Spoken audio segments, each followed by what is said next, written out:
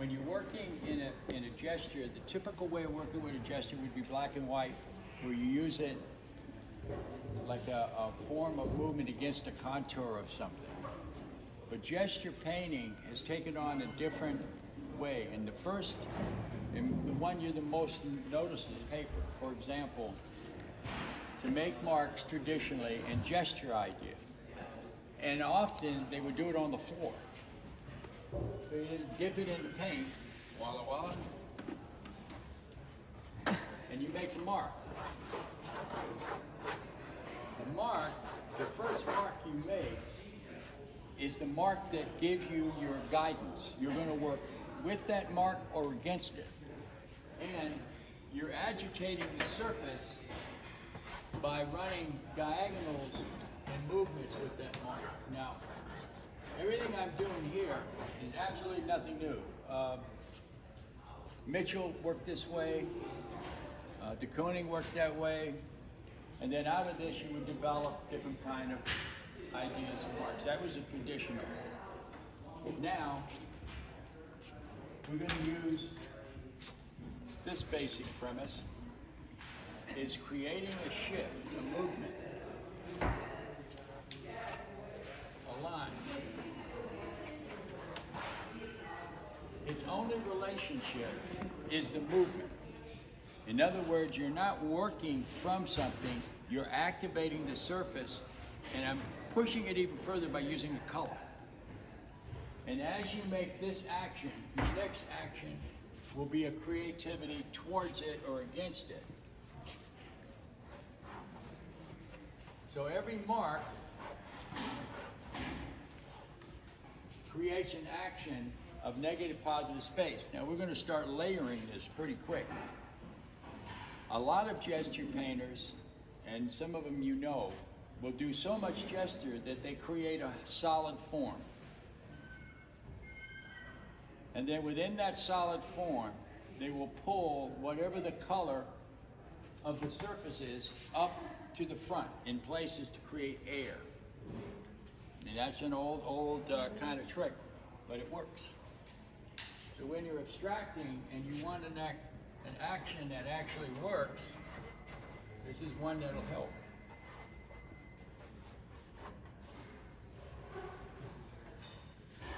Now I'm stealing quite a bit of ideas from that. Working color against color, and it's all gesture. There's not a brush anywhere. As the gestures pile up, they start forming a shape.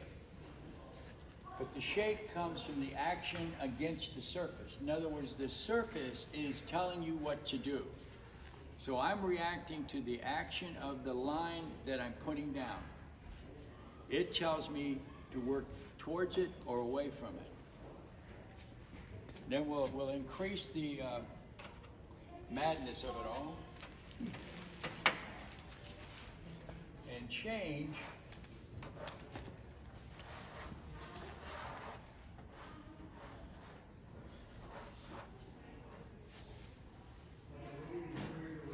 and this is a continual battle when you're working with color against the white. I need a lot of gesso. I need that. I know that. So, this is pretty much, or we used to call it cut and slash. Because that's what you're doing. You're using the knife just like a sword. You're planing it, shifting it, you're using all sides of it, flat, creating that movement.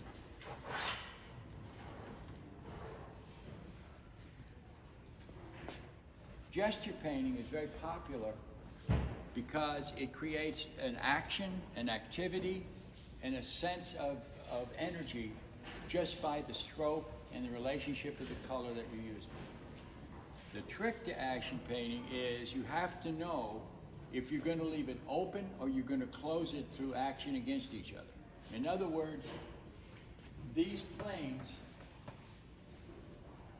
can either stay and you start building. I'll give you a shot of building. Now, this is called pulling the ground up into the painting. A lot of people that like Mitchell's painting doesn't realize this is exactly what she does. she takes the idea, you take the idea of the painting, and then I pull the white up in areas. Well, that ain't gonna happen. I need a heavier white. Here we go.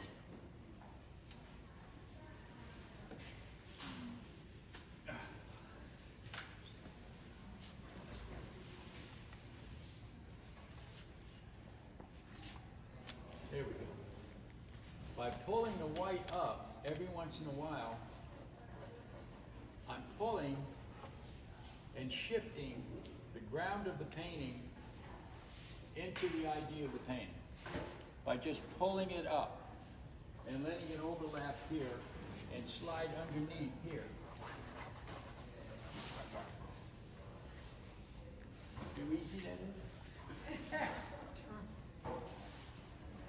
Now, I chose this as subject because I've only done this twice in my career. I'm not basically a gesture painter. Now, this one, I created a soft form, and we're going to work with the gesture in and out of the soft form, which I think is more applicable today, the way you guys tend to use gesture. Also, I'm not big on isolation. I always like to play with the idea of something around me. Here I'm doing it on the wing. Now, by bringing the white on top, I'm pulling this behind, and I'm pulling the paper and saying that the ground of the paper is part of the painting. So the bare parts of the painting are sliding behind the color, and the white that I put on top is pushing this way. So you're getting the concept of push-pull out of a pure gestural paint. The colors tend to designate a sense of mood. The palette you use tells you joyful, sad, bad, whatever. Like if I use blue and black and gray, it would be much moodier. If I use another color, it would be joyful. So it kind of resonates. I tend to use this color because I spent all week doing watercolors at the Central Park. And eventually I'll get a penny out of the damn thing. Now, okay, let's torture this a little bit.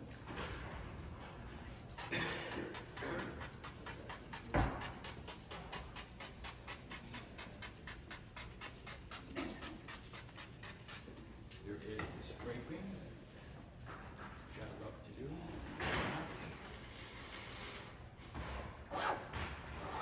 Flatten out the form. Bring your color back up there. Love that. There we go. You can only get away with this with acrylic.